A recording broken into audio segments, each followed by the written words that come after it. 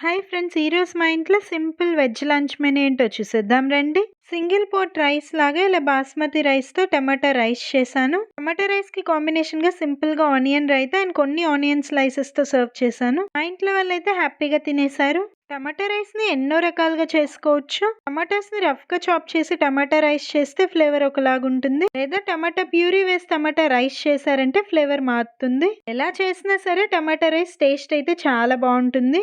ఈరోజు ఈ రైస్‌ని టమాటా ప్యూరీ వేసి చేశాను. టేస్ట్ అండ్ ఫ్లేవర్ చాలా బావుంది. రైస్ చూసారా పొడి పొడిగా ఎంత బాగొచ్చిందో. టమాటా రైస్‌ని సింపుల్ ఇంగ్రీడియెంట్స్‌తో టేస్టీగా, ఫ్లేవర్‌ఫుల్‌గా ఎలా చేయాలో already full length recipe video మన ఛానల్‌లో అప్లోడ్ చేస్తున్నాను. ఆ వీడియో లింక్‌ని ఇదే షార్ట్ వీడియోలో ఛానల్ నేమ్ కింద లింక్ ఇచ్చేస్తాను. ఎవరికైనా ఇంట్రెస్ట్ ఉంటే ఆ లింక్‌ని క్లిక్ చేసి ఫుల్ లెంగ్త్ రెసిపీ వీడియో చూడండి. ఒక్కసారి ప్రాసెస్ తెలుసుకున్నారంటే మీరే ఎంత క్వాంటిటీ టమాటా రైస్ అయినా ఈజీగా ఇన్‌స్టంట్‌గా 20 మినిట్స్‌లోనే చేసేస్తారు. మీకు మా లంచ్ మెను నచ్చితే వీడియోకి ప్లీజ్ ఒక లైక్ చేసి మన ఛానల్ తప్పకుండా సబ్స్క్రైబ్ చేయండి.